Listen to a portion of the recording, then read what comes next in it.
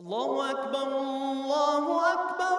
2 milliard odam dunyoni har xil chekkasidan bir-birini tanimagan holatda aynan shu tomonga yuzlanib boshini sajdaga qo'yadi. Bu Makka 1400 yildan beri uxlamaydigan shahar. U doim tirik. Bu yerga yiliga 30 milliongacha odam tashrif buyuradi. Lekin bu turistik shahar emas. Chunki odam bu yerdan nimanidir olib ketish uchun emas, nimanidir tashlab ketish uchun keladi. Bu shaharda insonni ajratib turadigan belgilar ishlamaydi. Til, pasport, lavozim, cho'ntagingizdagi pul, bularning barchasi tashqarida qoladi. Bu yerda faqat inson va uning niyati bor, qalbning niyati. Bu videoda biz musulmonlar uchun muqaddas bo'lgan ikki shaharga boramiz. Musulmonlar birinchi jamiyati paydo bo'lgan shahar Madina al-Munawvara. Islom tarixidagi birinchi masjid va islom markazi bo'lgan Masjidul al-Nabaviya qanday muhimlikka ega ekanligini tushunamiz. Islom tarixini ketma-ketligi orqali birinchi umra qanday amalga oshirilgan, qanday qilib kichik musulmonlar jamiyati hududning eng yirik kuchiga aylangani va Makka qanday qilib musulmonlar qo'liga o'tganligini Makka shahriga umra qilib ko'rsatamiz. Господа, наш самолет через несколько минут начинает снижение, и мы заканчиваем обслуживание. Обращаем ваше внимание, с момента включения загрузки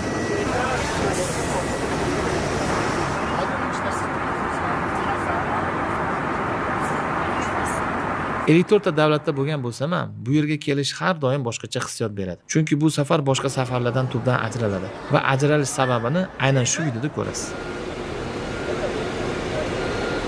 Biz Jiddaga keldik. Havo issiq, yanvar oyi bo'lishiga qaramasdan. Bizdan 70 kilometr uzoqlikda Makka joylashgan bo'lsa, biza esa to'g'ri Madinaga yo'l olamiz. Taxminan 400 kilometr, 3,5 soatlik yo'l. Nimaga Madinaga bormasdan Makkaga emas desanglar, biz sunnatga amal qilgan holatda payg'ambarimiz sollallohu alayhi va sallamni qabrlarini ziyorat qilib, u yerda ibodatlarimizni qilib, ihrom kiyib, niyat qilib yo'lga chiqamiz. Odatda Jiddadan Madinaga qanaqa qilib borishadi? Mashinada, avtobusda va poyezdda. Bularning ichida menga yoqadigani poyezd. Lekin siz qaysi tur paket bilan ketayotgan bo'lsangiz, siz to'lagan pulingizga qarab avtobusda, mashinada yoki poyezdda. Endi o'zingiz tanlaysiz bu yog'ini. Men masalan poyezdda tanladim. Biz oldindan poyezdga bilet sotib olmaganimiz uchun Madinaga mashinada borishga qaror qabul qildik. Yo'lga 4 soat atrofida vaqt ketadi va yo'l uzoq bo'lishiga qaramasdan juda ham qulay. Tekis asfalt va bizga noodatiy bo'ladigan manzara. Atrofda daraxt va binolar juda ham kam. Chunki Saudiya sahroda joylashgan va 85% aholisi asosan shaharlarda yashaydi.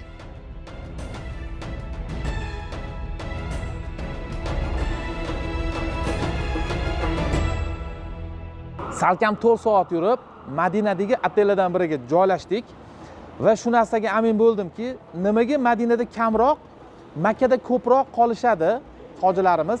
Sababi tur firmalarga Madinadagi otellar qimmatli qilar ekan. Ya'ni Madinadagi otellar narxi Makkadagiga qaraganda biroz qimmatroq ekan. Shuning uchun ham ko'pchilik tur firmalar sizga usluga prilagat qilayotganida Madinada kamroq, Makkada ko'proq bir paketlarni tavsiya berishar ekan. Lekin albatta bu yagona sabab emas. Asosiy sabab umraning vojib amallarining hammasi aynan Makkada qilinadi. Madinaga kelishingizdan asosiy sabab esa payg'ambarimiz sollallohu alayhi va sallam qabrlarini ziyoratidan tashkil topadi. Otellar payg'ambarimiz masjidi, Masjidul al-Nabaviya atrofida joylashgan. Bizning otelimiz 1 yulduzli otel edi. Lekin shunga qaramasdan masjidga 10 minutli yaqinlikda. Bu juda ham qulay degani. Chunki bu yerda necha kun turishingizdan qat'iy nazar Masjidul Nabaviyaga ibodat uchun juda ko'p borasiz. Otelga keladigan bo'lsangiz, ortiqcha hech narsa yo'q. Chunki bu yerda kelishingizdan maqsad o'zi dam olish emas. Ovqat 2 mahal otellar restoranda o'zida beriladi. Bu shaharning muhimligini tushunishimiz uchun o'zimizga savol berishimiz kerak. Nimaga Madina islomda ikkinchi muqaddas shahar hisoblanadi? Bu savolga javobni ketma-ket voqealar zanjiri orqali tushunsa bo'ladi. Chunki Madinaning maqomi bir kunda paydo bo'lmagan. Islom Makkadan boshlanadi. 13 yil davomida musulmonlar iymon keltiradi, lekin Makkada erkin yashay olishmaydi. Ular doim qiyinchiliklarda yashashadi. Qiynoqqa solinadi, mol-mulkidan ayriladi. Avval shunchaki bosim bo'ladi, keyin zo'ravonliklar kuchayadi va oxir-oqibat Quraysh yetakchilari payg'ambarimizni o'ldirishga kelishib olishadi. Islom bu e'tiqodning o'zi emas. Islom bu jamiyat. Jamiyatda bo'lsa o'ziga xos tartib bo'lishi kerak va aynan shu tartib to'liq shakllanishi uchun musulmonlarga boshqa makon kerak bo'ladi. Chunki Makkada musulmonlar yashagan taqdirda ham musulmonlar jamiyat qurish uchun ko'p to'siqlar bo'lgan va aynan shu yerda Yasrib shahri aholisi chiqadi. Avs va Xazraj qabilalari yillar davom etgan ichki urushlardan to'ygan edi va ular o'rtasida adolat o'rnatadigan hakamga ehtiyoj bor edi. Va ularning vakillari payg'ambarimizni Makka da uchratib qolib islomni qabul qiladi. Shu orqali biroz vaqt o'tgandan so'ng ularning qolgan qismi ham payg'ambarimizning gaplariga iymon keltirib, ularni o'z jonidek himoya qilishga qasam ichib, ularni Yasrib shahriga taklif qiladi. Aynan shu nuqtada hijrat boshlanadi. Musulmonlar bosqichma-bosqich Makkani tark etishni boshlashadi. Payg'ambarimiz esa Qurayshlar hujum qilishga kelgan kechada Makkani tark etadilar. Lekin to'g'ridan-to'g'ri Yasrib tomonga yurmaydilar. Avval teskari tomonga, Savr tog'iga chiqib, g'orda 3 kun yashirinadilar. Shu bilan Qurayshlarni chalg'itib, Yasribga kam yuriladigan va qiyin bo'lgan yo'l orqali ketadilar. Tarixchilarning aytishi bo'yicha, yo'l to'xtashlari bilan birga umumiy 9 kunni oladi. Va payg'ambarimiz Yasribga kirib kelganlaridan keyin shahar nomini o'zgartiradilar. Buning sababi Yasrib nomi arab tilida salbiy ohangga ega edi. Shu sababdan Yasrib Madina nomiga o'zgaradi va Muhammad sallallohu alayhi va sallam ummati aynan shu yerda yaraladi.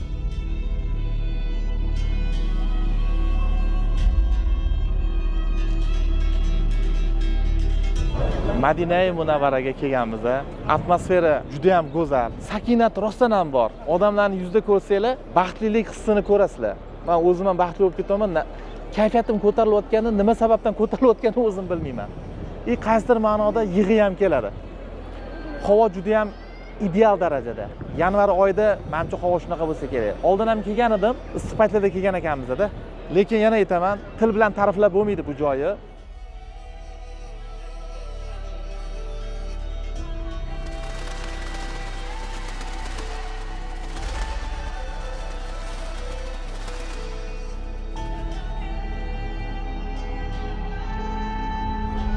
Madina-i Munavvaraning yuragi bu albatta Masjidul Al-Nabaviyya. Butun shahar aynan mana shu masjid atrofida qurilgan.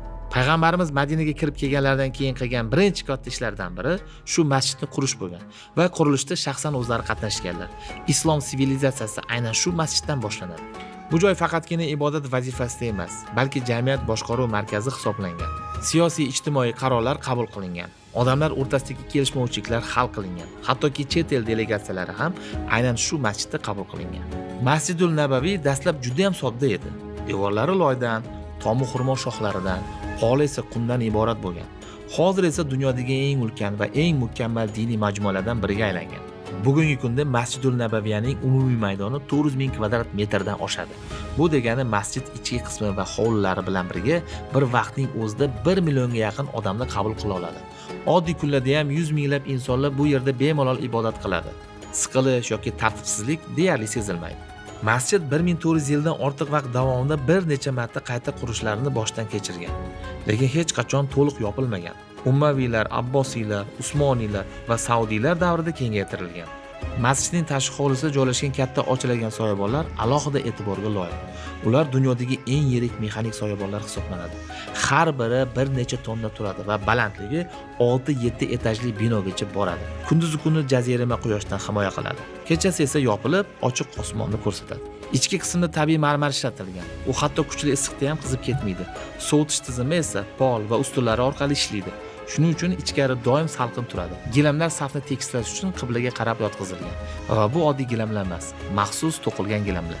Masjidda 10 dan ortiq minorali bor. Ularning har biri taxminan 100 metr balandlikda. Eng mashhur qismi yashil gumbaz. U payg'ambarimiz sollallohu alayhi va sallam dafn etilgan joy ustida joylashgan. Qiziq tomoni shundaki, bu gumbaz dastlab yashil bo'lmagan rang keyinchalik ramziy ma'no sifatida tanlangan.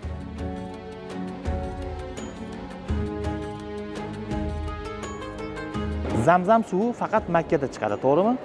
Qanaqa qilib paydo bo'lib qolgan Madinada? Sababi Madinaga olib kelishadi. Hamma bochkadagi suv Zamzam suvi hisoblanavermaydi.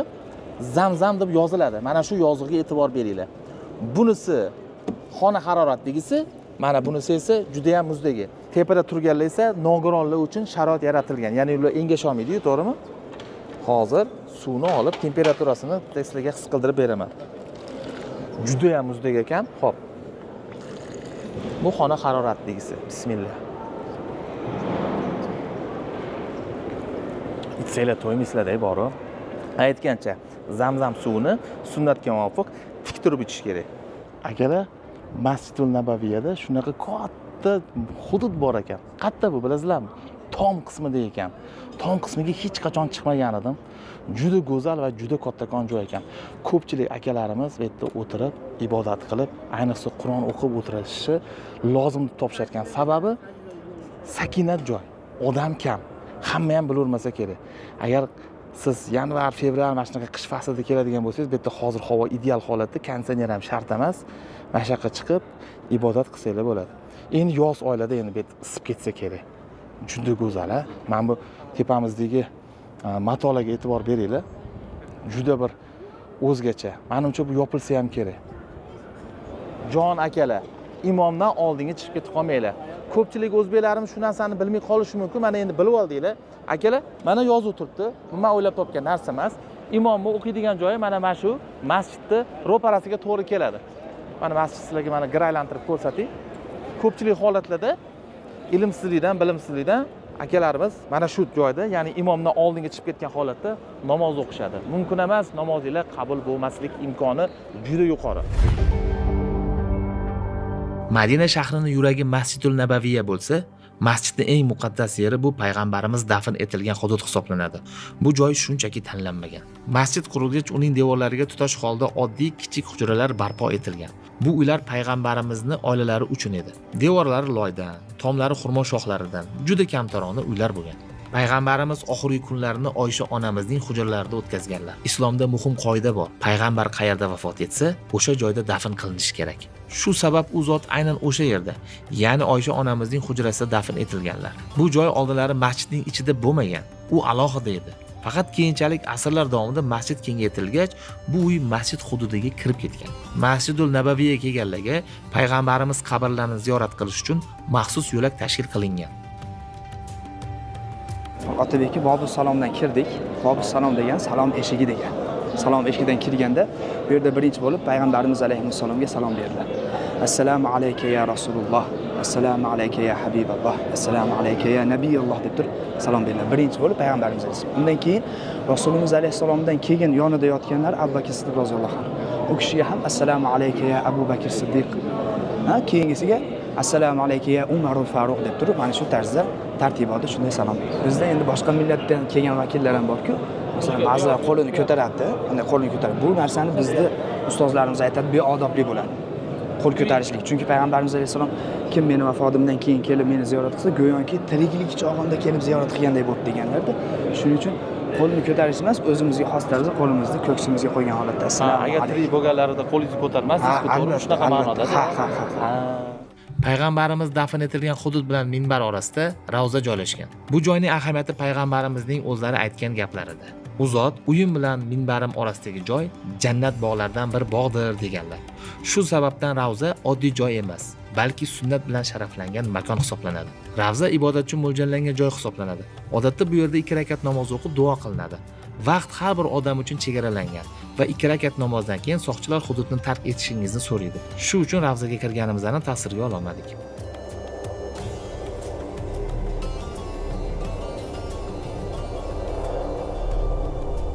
Madinaga kelganingizda boradigan joylar ko'p, lekin asosiylari Masjidul Nabaviyadan tashqari yana 2 muhim joy bor. Ertangi kuni biz aynan shu joylarga yo'lga chiqdik. Payg'ambarimiz Madina shahriga kirishlaridan oldin Qubo hududiga to'xtaganlar. Aynan shu yerda islom tarixidagi muhim bir voqea sodir bo'ladi. Birinchi masjid quriladi.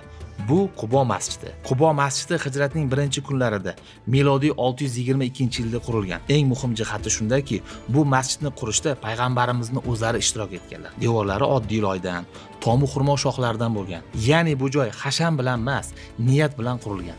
Islom yangi jamiyatini aynan shu ruhda boshlagan. Qubo masjidi haqida Qur'onda ham bor. U taqvo ustiga qurilgan masjid sifatida tilga olinadi. Yana bir qiziq fakt. Payg'ambarimiz Madinaga joylashib ham har hafta Quboga kelib, bu yerda namoz o'qiganlar. Hadislarda Qubo masjidi tahorat qilib namoz o'qigan kishiga umra savob berilishi aytilgan. Bugun Qubo masjidi butunlay o'zgargan. U katta, yorug', zamonaviy majmuaga aylangan. Keng hovlilar, tartibli, minglab odamlarni sig'dira oladigan holatga kelgan. Lekin shunga qaramay, bu joyda sokinlik saqlanib qolgan. Islom kuch bilan emas, toza niyat bilan boshlangan. Madinaga kirishdan oldin bu kichik masjid butun bir ummatning ilk qadamlaridan biri deb hisoblangan.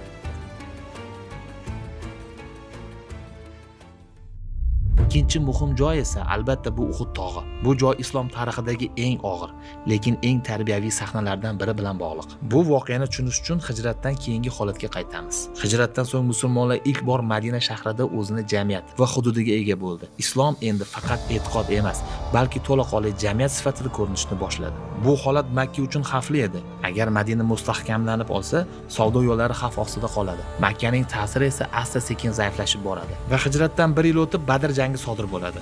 Son jihatdan kam bo'lishiga qaramay, musulmonlar g'alaba qozonadi. Bu g'alaba Makkadagi Qurayshlar uchun shunchaki mag'lubiyat emas, obro' va ularning hokimiyatiga zarba edi. Va 1 yildan keyin Qurayshlar yangi maqsad bilan yo'lga chiqadi va qayta jang xohlashadi. Ular Madinani sindirishni, musulmonlarning ruhini tushirishni xohlashadi va hijratdan keyin ikkinchi katta jang, Uhud jangi bo'lib o'tadi. Payg'ambarimiz musulmonlar qo'shini bilan Madinadan chiqib, Uhud tog'i etagida joylashadi. Tog' orqa tomondan himoya qilardi. Eng muhim nuqta esa kichik tepalik edi. Payg'ambarimiz u yerga kamonchalarni joylashtirib, hech qanday holatda joyingizni tark etmang degan aniq buyruq beradilar. Jang boshida musulmonlar ustunlikka ega bo'ladi. Dushman chekinishni boshlaydi. Lekin aynan shu paytda ba'zi kamonchilar buyruqni buzib, biz yutdik deb tepalikni tark etadi. Natijada buni ko'rgan dushman orqa tomondan hujum qiladi va vaziyatni keskin o'zgartiradi. Musulmonlar og'ir yo'qotishlarga uchraydi va shu o'rinda payg'ambarimizning amakilari Hamza roziyallohu anhu shahid bo'ladi. O'zlari ham jarohat oladilar. Bu yerda ummatga juda muhim haqiqat o'rgatiladi. Eng kichik buyruqning buzilishi ham tarix yo'nalishini o'zgartirishi mumkin. Eng qizig'i Uhud jangida mag'lubiyat aniq bir guruh xatosi bilan bog'liq bo'lsa ham, islom tarixida ularning ismlari yo'q va bu ham tasodif emas.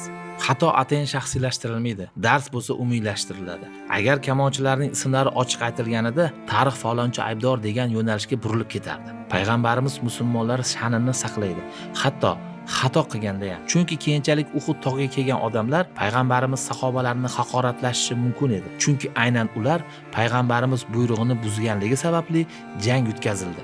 Qur'on va sunnat odamlarning xatolarini fosh qilishni qo'llab-quvvatlamaydi. Bu kamonchilar sahobalar edi. Iymon keltirgan, jonini tikkan insonlar edi. To'g'ri xato qilishgan, lekin xoin bo'lishmagan. Bu hudud kamonchilar uchun uyat devoriga aylantirilmadi. Ularning ismlari atayin sir saqlandi. Islom tarixi odamni xatosi bilan emas, niyati bilan baholaydi. Shu sabab ularning ismi emas, xatosidan chiqqan dars tarixda qoladi. Mag'lubiyatga qaramay payg'ambarimiz keyinchalik Uhud bizni sevadi, biz ham uni sevamiz deganlar. Bugun Uhud etagida shahidlar qabristoni joylashgan. Odamlar bu yerga suratga tushish uchun emas, tafakkur qilish uchun keladi.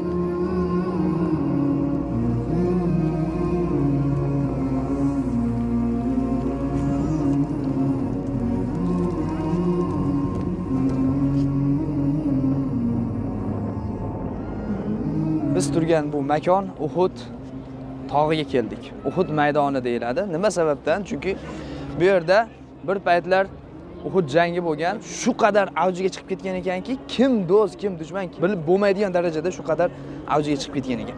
Endi ortimizda turgan bu kamonchilarning tog'i, payg'ambarimiz sollallohu alayhi vasallam bu yerga 70 ta kamonchilarni qo'yib, biz yutsakda, yutkizsakda mana shu yerdan tushmanglar deb turib payg'ambarimiz alayhisalom buyruq beradi. Kamonchilar chiqadi, bu yerda turadi. Nimaga? Chunki ortdan keladigan dushmanni qaytarishlik uchun. Ortdan agar dushman kelgan bo'lsa, qaytarib turishlik uchun shu yerga buyruq berib qo'yadilar payg'ambarimiz alayhisalom. Kamonchilar turadi, jang boshlanadi. Shu qadar bo'ladiki, ba'zi rivoyatlarda 20 daqiqani o'zida musulmonlar g'olib bo'lyapti. Kofirlar chekinyapti, mushriklar. Chekinayotgan paytda bu yerda turgan kamonchilar tog'ning ustidan ko'rib turibdi-da. Chekinishni boshladi. Demak, biz g'olib bo'lyapmiz ekan. Endi bu g'animalardan o'zimiz uchun ovolaylik deb turib ba'zilar tushishni boshladi. Ularga ergashib yana ko'pchilik tushib ketdi, shu bilan hammasi tushib ketdi. Shunda payg'ambarimiz sollallohu alayhi vasallam aytgan so'zlariga itoatsizlik bo'lganligidan Alloh taolo g'alabani birdaniga mag'lubiyatga aylantirib qo'ydi. Ya'ni endi bu tomondan kelayotgan Xolid ibn Valid roziyallohu anhu u paytda musulmon emas edi, dinni qabul qilmagan edi. Juda kuchli qo'mondon edi. Ana shu otliq bilan bostirib kelganligini ko'rgan bu tomonda chekinayotgan mushriklar ko'rib turib Xolid roziyallohu anhu bu yoqqa kelishni boshladi. Bu yoqdan ham dushman, bu yoqdan ham dushman bostirib kelyapti. Natijada o'rtada musulmonlar o'rtada qolib ketdi. Shunda avjiga chiqib ketgan, hatto payg'ambarimiz alayhisalom chuqurga tushib ketganlar. Endi bu yerda gapirsak juda ko'p. Asosiy bitta aytadiganimiz mana shahidlarning qabristoni shu yerda. 70 ta sahoba. Hatto bu yerda payg'ambarimiz alayhisalomning eng yaqin amakilari Hamza roziyallohu anhu bor edilar. Hamza roziyallohu anhu. Hamza roziyallohu anhu qatl qilinganligi Hind tomonidan odam yo'llab turib, Vahshiy roziyallohu anhuni yo'llab turib musula qilinadi. Ya'ni qatl qilinadi, shu qadar bo'ladiki, quloq burunlari kesilgan holatda, hatto o'sha ba'zi rivoyatlarda oshqozoni yorilib, jigari chiqarib chaynalgan holatda, shu holatda ayanchli holatda qatl qilinadi. Uhud g'azoti tugadi. Hamma har yoqqa tarqab yotibdi. Payg'ambarimiz alayhisalom kelib, ko'rib, borib, hamma sahobalarni shahid bo'lib yotganini ko'rib turib, Hamza roziyallohu anhuga kelganda juda qattiq yig'lagan ekanlar. Juda qattiq yig'lagan ekanlar. Hech payg'ambarimiz alayhisalom bu qadar hatto ovozlari chiqib ketgan ekan yig'laganliklari. Endi janoza o'qish payti kelgan paytda payg'ambarimiz alayhissalom Hazrati Hamza roziyallohu anhuga 70 marotaba janoza o'qidilar.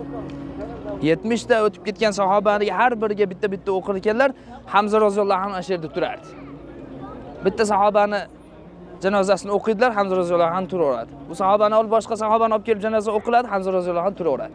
Shu bilan 70 marotaba Hamza roziyallohu anhuning o'ziga 70 marotaba janoza o'qiladi. Shu Hamza roziyallohu anhuni o'sha qabrlarini ehtimoliy taxmin qilib, o'sha yerda mana shilaka blok bilan to'rtburchak qilib o'rab qo'ygan.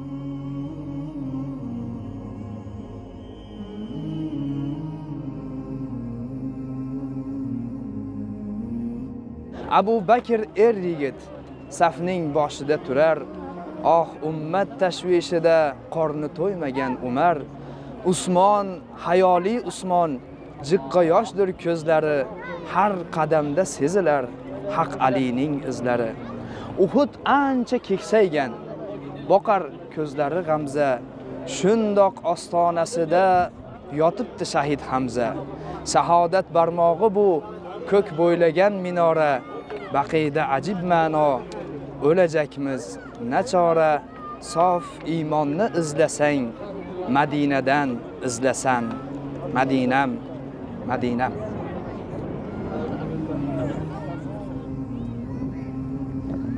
Lekin shu yerda biz o'zimizga savol berishimiz kerak. Birinchi umra qanday qilingan? Uhuddan keyin Qurayshliklar jang maydonidagi bitta g'alaba bilan islomni to'xtatib bo'lmasligini tushundi.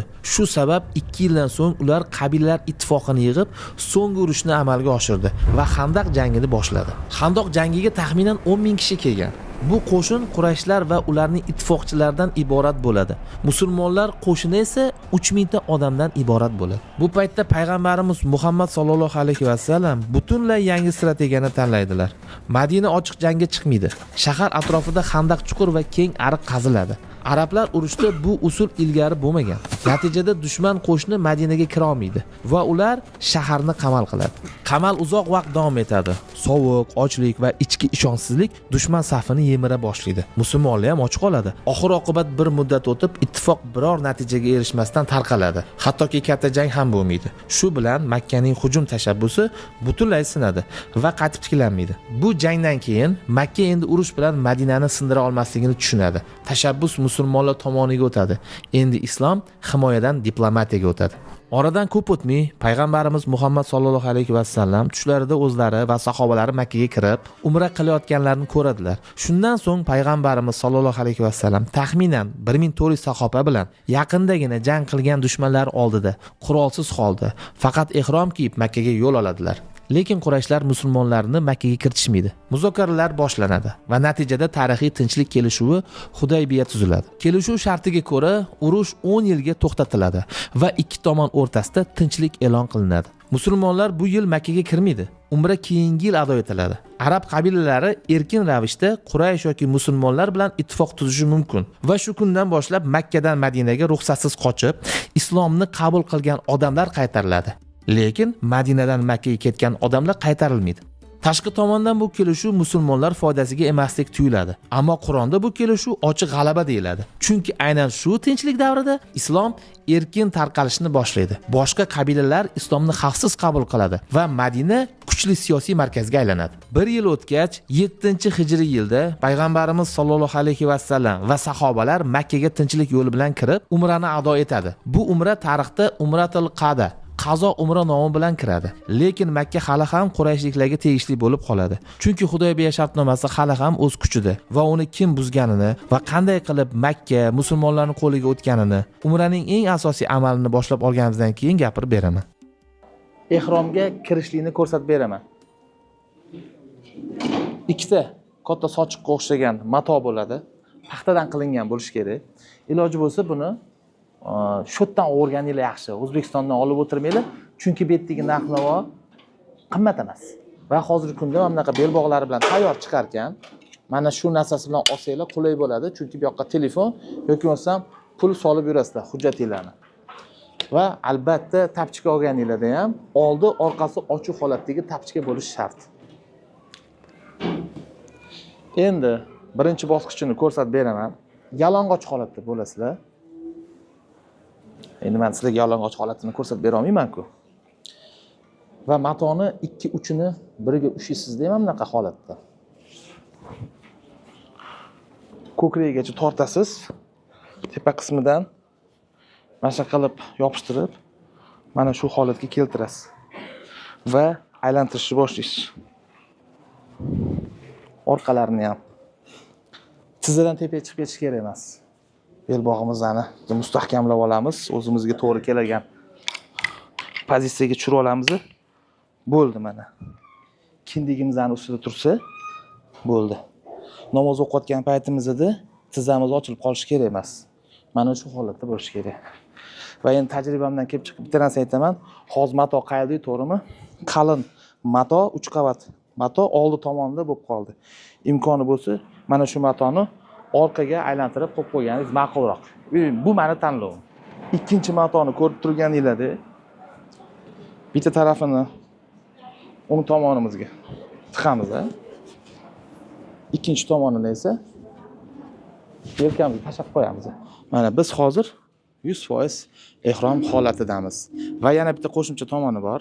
Do'kondan so'rasanglar, mana shunaqa tumachasini ham qo'shib berishadi. Ya'ni sochig'imizni ko'pincha holatlarda harakatlanganimizda tushib keturadi. Tushib ketmasligi uchun ham yog'imizga tiqib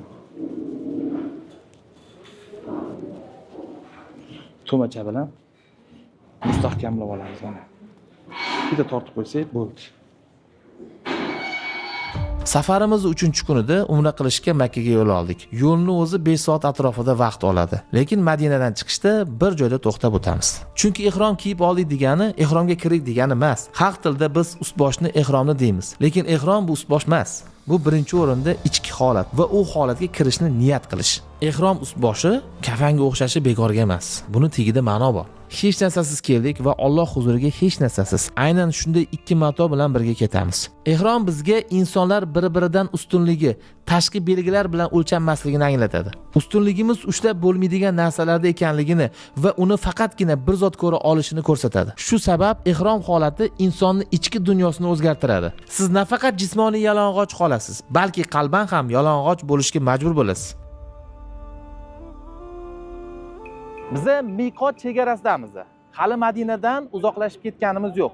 Aynan mana shu chegaradan boshlab Makka ga qarab yo'l olinadi va niyat qilinadi. Ehromsiz bu hududdan o'tib bo'lmaydi. Ya'ni siz agar umra qiladigan bo'lsangiz, aynan mana shu miqot chizig'idan boshlab ehromda o'tishingiz kerak. Mabodo ehromsiz o'tib qoladigan bo'lsangiz, bitta qo'y qo'pol ketganda shtrafiga bitta qo'y so'yilishi kerak bo'ladi. Endi Zulhulayfa masjidiga kelganimizda nima bo'ladi o'zi odatda? Ba'zi birlar oteldan kiyinib keladigan bo'lsa, ehromni, ba'zi birlar esa shu yerda o'zida niyat qilib, ehromni shu yerda o'zida kiyib qo'ya qolishadi. Lekin niyatda aynan mana shu yerda boshlashadi umraga. Bu yerdan Makka ga chiqib ketish ikkita yo'li bor, mashinada va avtobusda. Yana bitta yo'li bor, havo yo'lida yoki bo'lmasam poyezdda.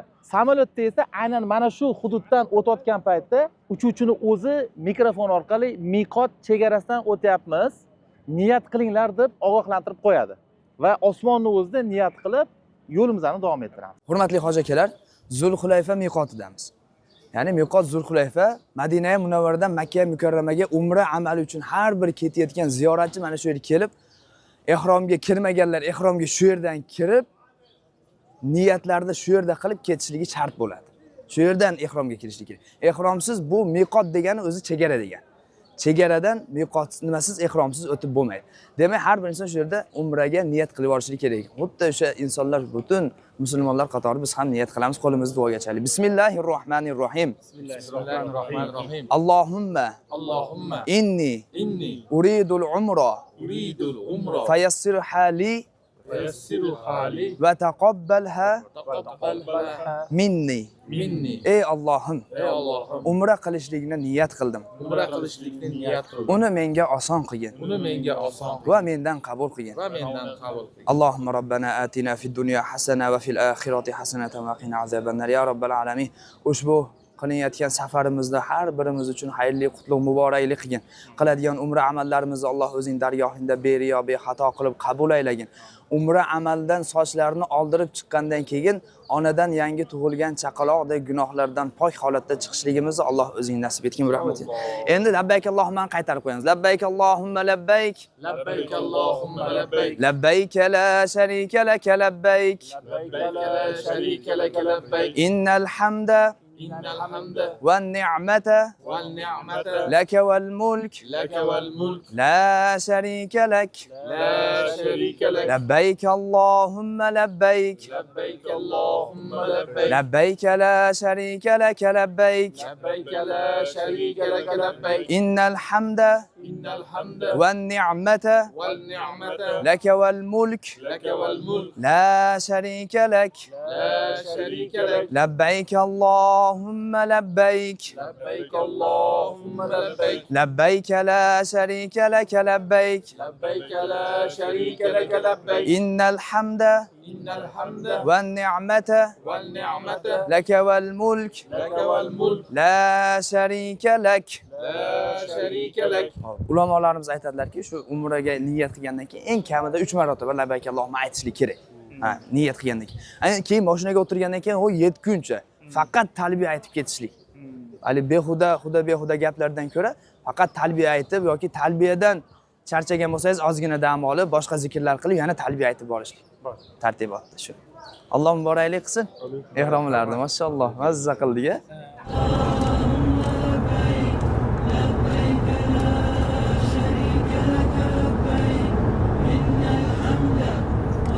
Oyna ortidagi manzara deyarli o'zgarmaydi va sizda 5 soat talbiyani mazza qilib aytib, zikr va tafakkur qilib ketishingizga imkoniyat paydo bo'ladi. Lekin keling, aynan shu yerda hikoyamizning davomini gaplashsak. Musulmonlar o'zining birinchi umrasini ado etdi. Tinchlik Hudaybiya shartnomasi imzolangandan keyin urush to'xtadi. Aynan shu tinchlik davrida islom eng tez tarqalgan bosqichga kirdi. Kecha Qurayshlardan qo'rquvda bo'lgan qabilalar bugun xotirjamlik bilan Madinaga kelib, payg'ambarimiz sollallohu alayhi va sallam bilan gaplashish imkoniga ega bo'ldi va ularning ko'pi islomni qabul qilishni boshladi. 2 yil ichida musulmonlar soni oldingi barcha yillardan ko'ra ko'proq oshdi. Makka bo'lsa, asta-sekin siyosiy va ma'naviy jihatdan yolg'izlanib bordi. Lekin qanaqa qilib Makka musulmonlar qo'liga o'tib qoladi? Quraysh qabilasi tinchlik shartnomasiga uzoq vafo qilmadi va 2 yildan keyin Qurayshlar bilan ittifoqda bo'lgan Banu Bakr qabilasi musulmonlar bilan ittifoqdagi Xuzoa qabilasiga hujum qiladi va bu hujum Qurayshlarning to'g'ridan-to'g'ri yordami bilan amalga oshiriladi. Shu bilan Hudaybiya shartnomasi rasman buziladi. Xuzoa vakillari Madinaga payg'ambarimizdan kelib yordam so'raydi. Lekin musulmonlar Qurayshlardan kuchliroq bo'lib turgan taqdirda ham payg'ambarimiz ularga urush e'lon qilmaydilar. Va'daga vafo qilmaydigan tarafga yana imkoniyat beradilar. Qurayshlar tomonidan shu 3 ta shartlardan biri tanlanishi kerak bo'ladi. Yo Xuzoga yetkazilgan zarar qoplanadi, yo Qurayshlar Banu Bakr bilan ittifoqdan ochiqchasiga voz kechadi.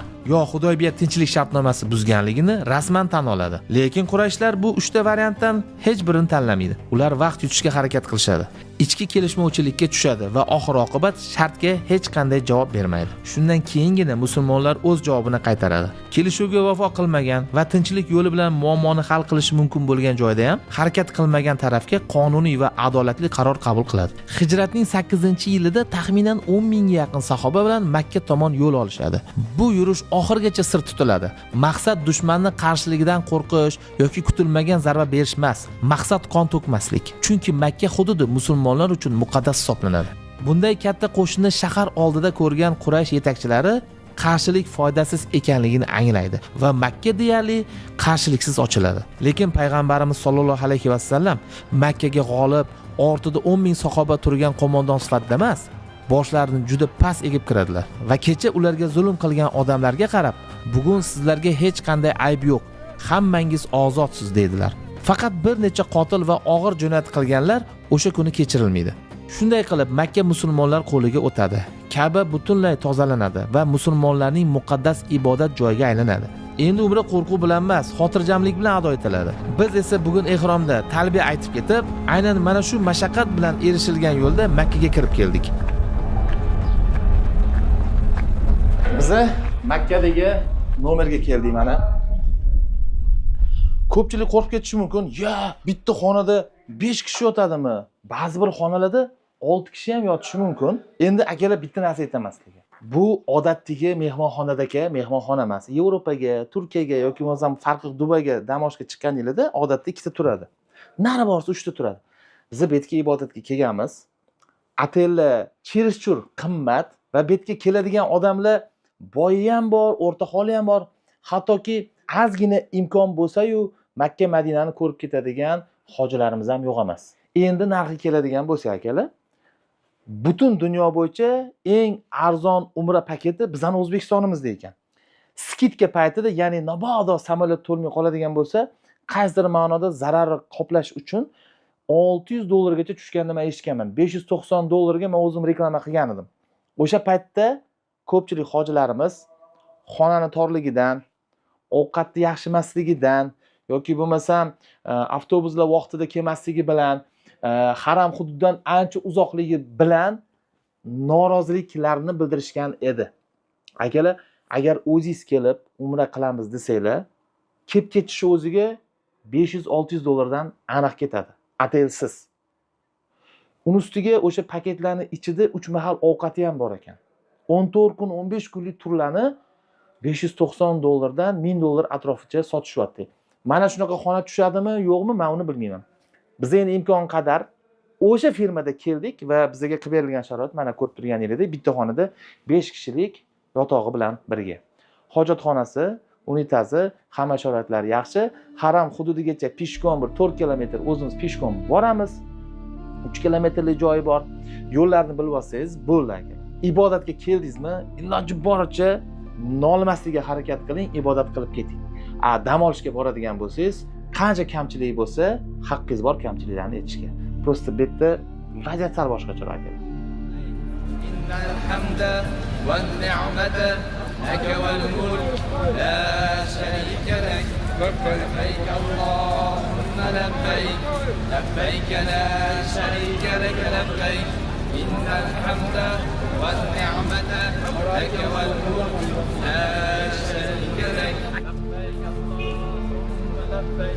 لبيك لا شريك لك لبيك إن الحمد والنعمة لك والملك لا شريك لك لبيك اللهم لبيك لبيك لا شريك لك لبيك إن الحمد والنعمة لك والملك لا شريك لك لبيك اللهم لبيك لبيك لا شريك لك لبيك إن الحمد والنعمة لك والملك لا شريك لك لبيك اللهم لبيك لبيك لا شريك لك لبيك إن الحمد والنعمة لك والملك لا شريك لك. Birinchi ko'rganda inson nima deyishni ham bilmay qoladi. Nimani so'rashga esdan chiqib qoladi. Ka'batani ko'rganda jin bo'lib qoladi. Shuning uchun jamoatga aytamizki, birinchi bo'lib Ka'batullohga ilk bor nazar tushganda, birinchi ko'rganda qilinadigan duo shak shubhasiz ijobat. Hali aksar holatlarda olib kelamiz-ku, jamoatlar yerga qarab boringlar, yerga qarab kelib turib bitta ko'taradi boshini, shunda Ka'batulloh oldida turgan bo'ladi. Ana shu paytdagi ilk duolar albatta shak shubhasiz. Men ham birinchi marta Ka'batulloh ko'rganimda o'zimcha o'ylaganman-da. Hozir mazza qilib duo qilaman, Allohdan rosa so'rayman, so'raydiganlarim deganman. Siz aytgandek mana shunda qotib qolganman. Ancha daqiqagacha nima deyishni ham bilmaysiz, nima so'rashni ham bilmaysiz. Tomosha qilib kimdir ko'z yosh to'kadi, kimdir ko'z yosh ichiga oqadi. Yana bir bizni yutug'imiz deb aytsam bo'ladi. Alloh taoloning rahmati Masjidul Haromga bir kunda 120 ta rahmat nozil bo'lib turadi bir kunda. Ularning 40 tasi 60 tasi tavof qiluvchilar uchun. Ka'batullohni tavof qilayotgan insonlarga 60 ta rahmat Alloh taolo. 40 tasi namoz o'quvchilarga. Ka'batullohga qarab namoz o'qiydi. Endi nechta qoldi? 20 ta qoldi. 20 ta Xudoy taoloning rahmati faqat Ka'batullohga termilib qarab o'tirgan insonlar. Hech narsa demayapti. Faqat Ka'batullohga qarab turibdi. Shunda ham Alloh taoloning 20 ta rahmati. Alloh taologa hamd bo'lsin. Aka, hozir ko'pchilik aytishi mumkin, bular tavof qilyaptimi, video olyaptimi deb. Mana akamizning sochlaridan bilsanglar bo'ladi. Biz bir kun oldin kelib tavof qilganmiz va aynan bugungi videoni sizlar uchun olyapmiz. Tartibini o'rgatishimiz kerak-da aka. Aka kirganda nima duolar qilinadi yoki nimadir zikrlar bo'ladimi? Xo'p, birinchi bo'lib kirganda Ka'batullohni aylanishligida o'zi muayyan bir duo yo'q. Lekin ulamolarimiz tomonidan eng ko'p rivoyatda kelganligi, sahih hadislarda kelgan duolar bor. Ular Ruknul Yamani, Ka'batullohni bir burchayi ochiq turadi. Ko'rganlar biladi, bir burchayi ochiq. Undan keyin Hajarul Asvad. O'sha Hajarul Asvad bilan Ruknul Yamanining o'rtasida 70 ta farishta bizni qilayotgan duolarimizga amin amin amin deb turib qo'shilish bo'ladi. Demak, ana shu yerdagi eng mashhur duo bor.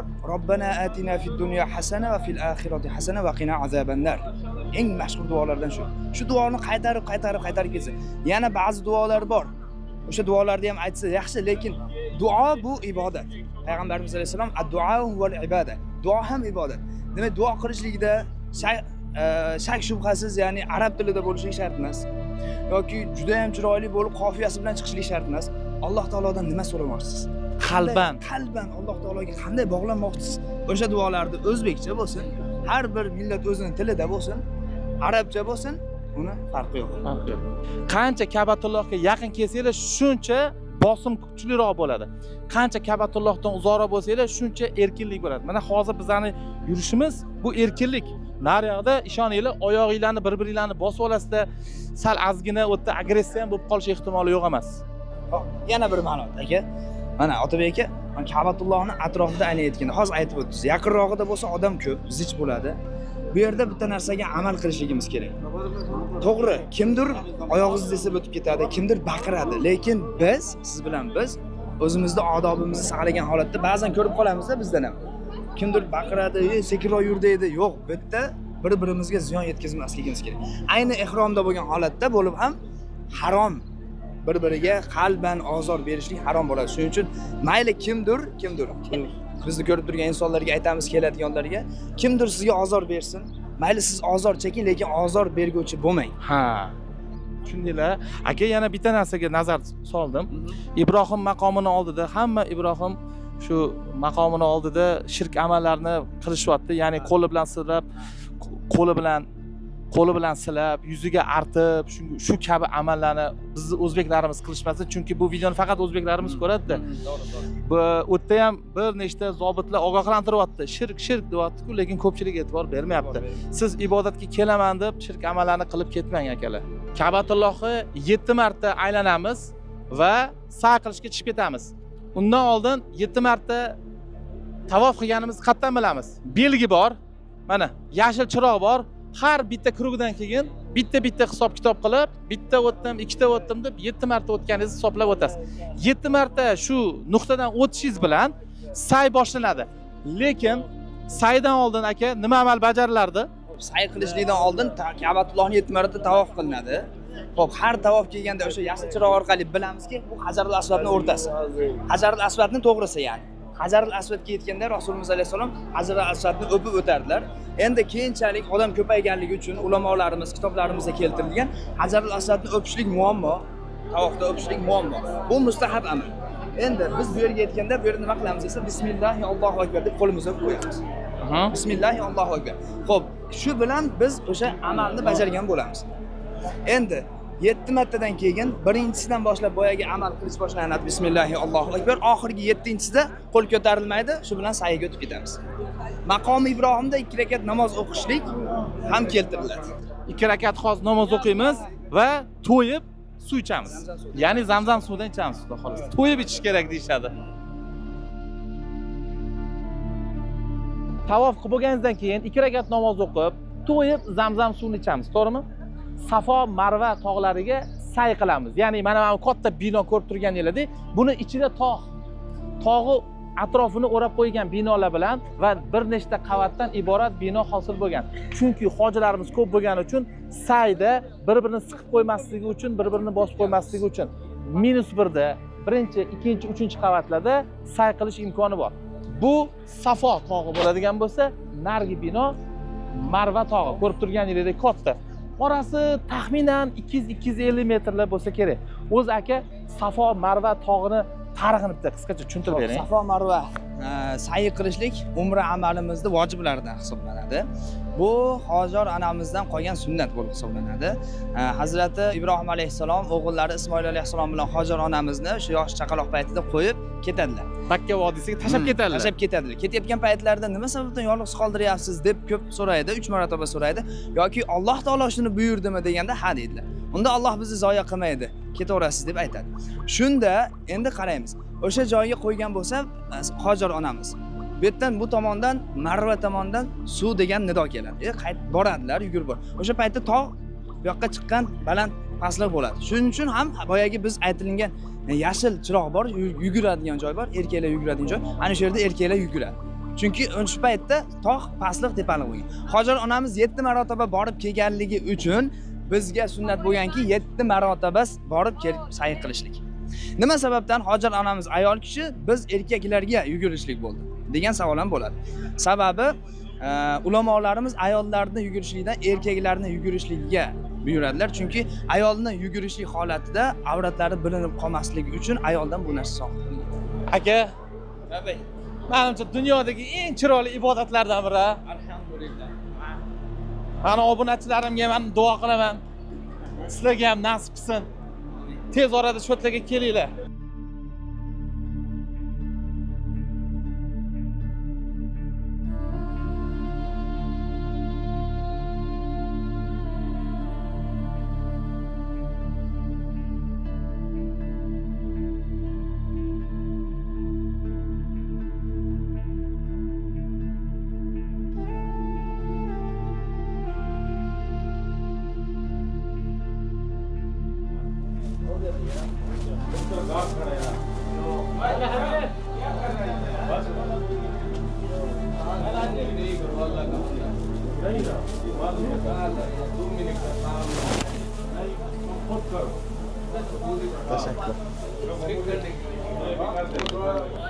Xullas, endi otelga borib cho'milamiz. Shu o'rinda bitta narsa aytib qo'ymoqchiman. Bizning umramiz tugadi. Akalar, ushbu umrani bizga tashkil qilib bergan akalarimiz bor. Ularni umra firmasini reklama qilib beraylik desak kerak emas. Biza shu savobga sherik bo'lmoqchimiz deyishdi. Lekin men baribir pastda kichkina bo'lsa ham bir raqamlarni qoldiraman. Sharoitdan noliydigan hoji akalarimiz bor, yana aytaman. Bu umra amali. Alloh uchun kelasizlar. Dam olish uchun kelmaysizlar. Luxury bir juda ham yuqori darajadagi agar otellarni xohlaydigan bo'lsanglar ham o'sha kompaniya qilib beradi. Faqat endi bitta pulli katta kichikligiga bog'liq. Sizlarni yaxshi ko'ramiz. Alloh uchun yaxshi ko'ramiz. Keyingi sonlarda ko'rishguncha rahmat kattakon. Kommentariyalarda o'zingizlarning yaxshi tilaklaringizni bildirishlarini so'rab qolamiz. Like-dan ayamanglar. Omon bo'linglar.